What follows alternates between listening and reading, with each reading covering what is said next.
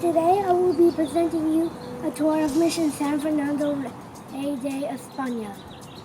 This is the 17th mission founded, and it was built on September 8, 1797. Follow me to the museum.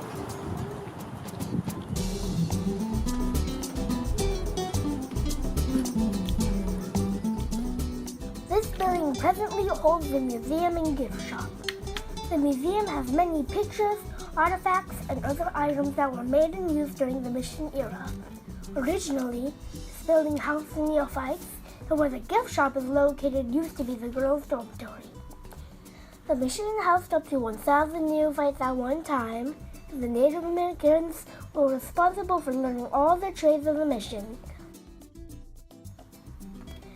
Some of these trades included farming, carpentry, weaving cloth, soap making, and wine making, to name a few.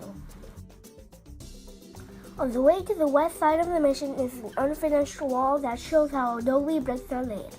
Adobe is made out of mud that is formed by pouring the mud into wooden forms.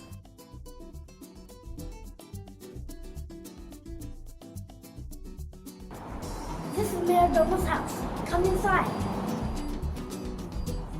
This is where the four men of the mission ranch lived.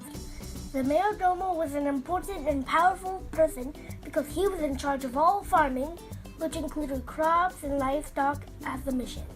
During the most prosperous time at the mission, mayordomo was responsible for over 20,000 cattle, sheep, and horses.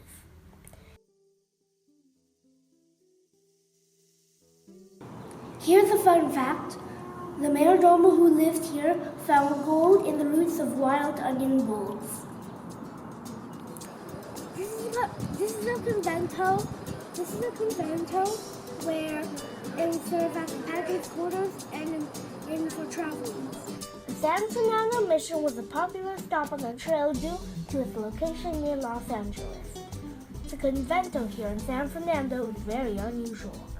It was built outside of the mission quadrangle to accommodate the large number of visitors to the mission. As the number of visitors increased, the convento kept on being enlarged. With 21 arches along the walkway and 20 rooms in the building, it was the biggest adobe structure in California. Being this big, it was not connected to the main church and is nicknamed the Long Building. This is the mission's library where there are many old volumes of books. Man, I wish I had a library like this.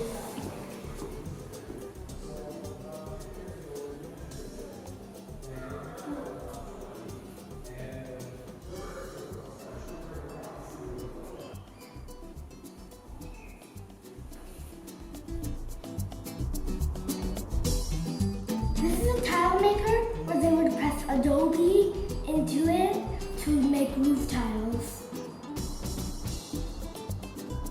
This is a bread maker where they would press bread into it to make special designs, usually for mass.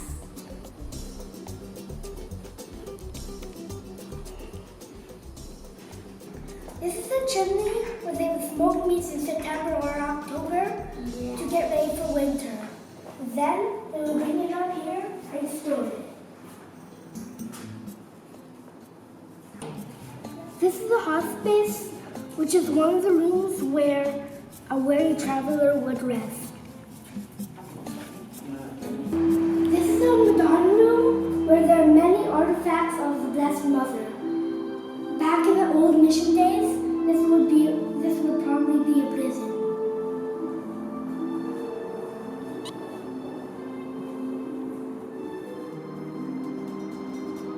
These are some of the foods that the missionaries and neophytes would collect to eat and make meals. Here is a list of all of the ingredients or mission foods that were there. This is the governor's room where distinguished people would rest. Today it would be called the VIP room. This is the West Garden where there are many rare plants. The West Garden has very rare and beautiful trees. Sometimes peacocks can be found roaming in the garden. In the West Garden, you will also find the Archival Center, an old grinding stone, 2 bells from 1686 and 1720, and the statue of Father Lasuen. This is the statue of Father Fernando Francisco de Lasuen. He is a founder of this mission who took over after Father Sarah died. Here is a fountain in the middle of East Garden. It is not original. The real one is moved somewhere else. The water is moved by gravity. In the mission days, women would wash their clothes in it.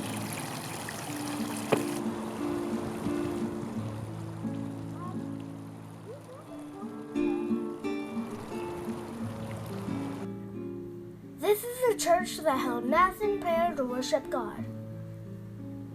The original church was much smaller, but was replaced by a larger church building. In 1812, it was damaged in a large earthquake, and the vandals who removed the roof tiles and dug up the ground looking for gold. It was, however, restored. They raised money by selling thousands of candles at $1 apiece. Then in 1971, another severe earthquake destroyed the church completely. This building is a replica of the original building.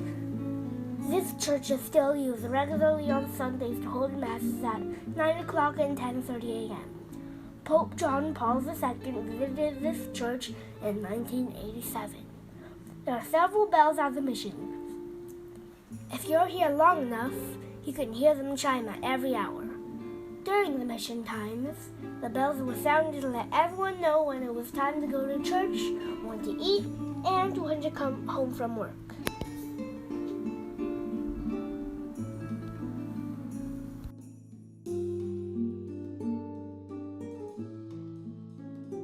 Here is a mission cemetery that included many thousand neophytes buried here. The wooden cross here was put up in remembrance of the neophytes that died. They died mostly from diseases such as smallpox and diabetes. This is a statue of Father Sarah, who was the original mission founder and president. Here's the entrance to the workshops. Follow me.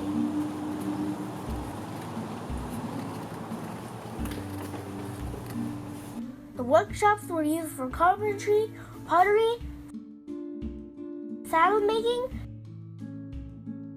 blacksmithing, and weaving. There were many tools that were used for these jobs. The neophytes had to want the job and also had to be skilled enough. These were tools that blacksmiths would use to do their work, such as making more tools. They were farther from the other buildings because there was danger of fire. Welcome to the Bob Hope Memorial Garden.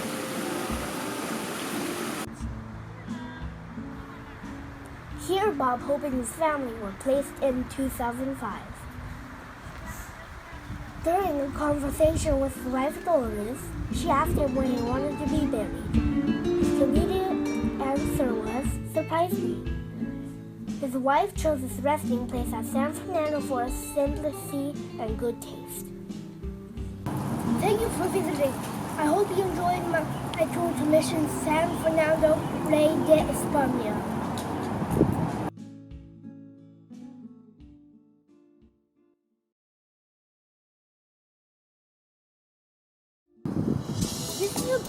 This is Convento, where which served as the Padres quarters. Try again. Sorry. 3. And you can walk towards me, right? 3, 2. Hello, my name's Aden. Someone's coming out. So yeah, it was his accident. Sorry.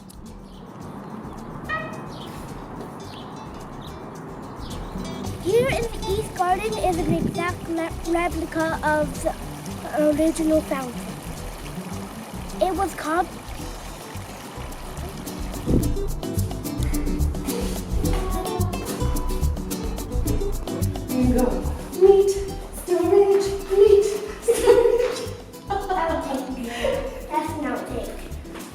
ground meat, sausage meat, sausage meat. These are the ancient machines that we built after the mission was founded. Snacks, drinks, cold drinks. Get whatever you want. I'm kidding. Thank you for visiting. I hope you enjoyed my tour to Mission San Fernando de España.